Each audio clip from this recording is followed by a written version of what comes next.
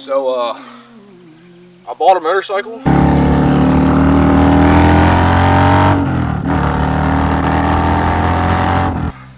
And, it's awesome.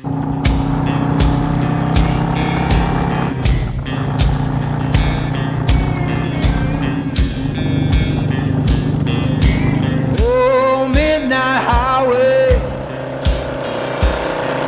shining just like sun. Why don't you hear me wonder?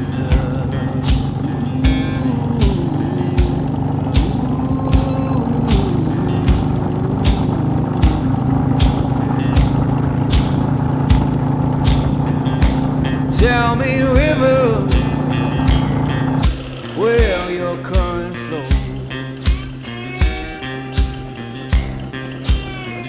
Why don't you hear me wonder?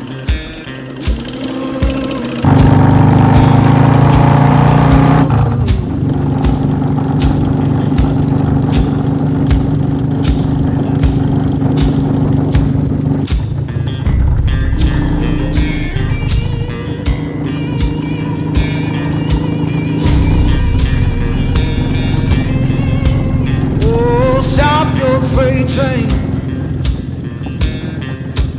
Let a lost man ride.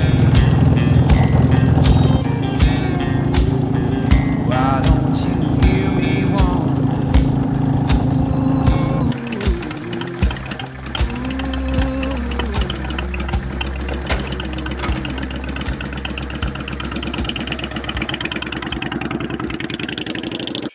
So here she is. New to me. V-Star 650 Classic. I actually just finished doing an oil change and putting new spark plugs in her. But I have been daily driving this bike for a little over 2-3 weeks now. Taking it to work every day, taking it around town, and I absolutely love it. This bike's awesome. It's super cool. It's my first motorcycle. It's great. I absolutely love it. I know from afar it looks great. You get closer, it's a little, little wanky. So, quick story on this. So the guy that I bought it from, he had bought it about 3 years ago in the state that it is. He was going through a divorce, typical, bought the bike, and didn't drive it at all. Maybe put 100 miles on it, if that. So everything that has been done to this bike, these mild apes, the terrible rattle can black spray paint job that completely ruined all the chrome. The saddlebags were added. These high flow exhaust pipes, this air filter, all that stuff was added to this bike by the original owner. I don't know anything about this guy. But also usually these V-Star Classics come with footboards. Those are replaced. This guy was clearly taller like myself, which is why the ape hangers are on here.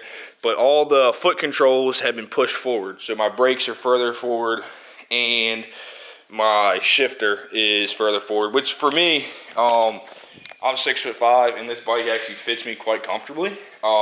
Which is great. That's my biggest worry when, buying a motorcycle is, holy cow, am I going to look like a freaking giant on this thing? That's everything I can think of that has been done to this bike that's not stock. I love it. This thing's awesome. I know it's not perfect. I do have some things I want to do to it, of course. But this thing's great, It has some quirks. I can't put a new oil filter in it because the original owner snapped off a bolt somewhere and filled everything up with high temp silicone. So that's cool. Whatever. It's an old bike. It's a 99. So we're just gonna run it as is. Right here, the chrome is just like peeling off the speedometer. So that's cool. That's something that's gonna annoy me at some point. I'll probably replace it. The rear seat, I'm probably going to take this off. I'm not sure about the saddlebags. Eventually, I'm going to do something with the rear fender. But that's all stuff later down the road. Right now, I'm just kind of working out the kinks, riding it as much as I can.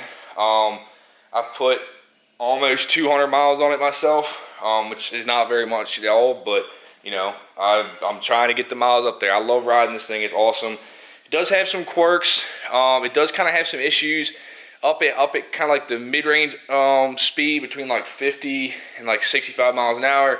It kind of cuts and sputters a little bit, which I think either the original owner, when he put that new intake on it and the exhaust pipes, he did not do the proper carburetor tuning, which you have to do with these bikes, because when you do stuff like that, you change the air fuel mixture, which means you have to put a bigger pilot jet in here and do that kind of stuff. Either that is what's going on, or it does kind of have a hanging idle, not consistently, but on the occasion, which means there's an air leak somewhere. Somewhere is in a leak in the intake. It's getting more air, which is kind of leaning out the fuel air ratio. So that's something I address soon. That's my next set of stuff I gotta do on this bike, which will probably be in an upcoming video. I gotta come over here. I gotta pull the driver's seat. I gotta pull the seat off, take this tank off, which involves taking out 3 bolts up here, disconnecting the speedometer, taking this tank off, and then taking this off. Which, see, that's cracked right there. Which that itself could be, a reason. But anyway, it's getting air from somewhere. But the 2 carburetors on this bike are stuffed in here. Oh, you guys can't see a thing, can you? Well, there we go. So right here, these are 2 carburetors right in between the V head, and right there, there's black tubes, there's long ones. Those are the carburetor intakes, which are rubber, and typically, mosquito on me. Typically, they dry rot and crack, which could be where you're getting, extra air coming in. So I'm gonna replace those, and when I do that, I'm gonna go ahead.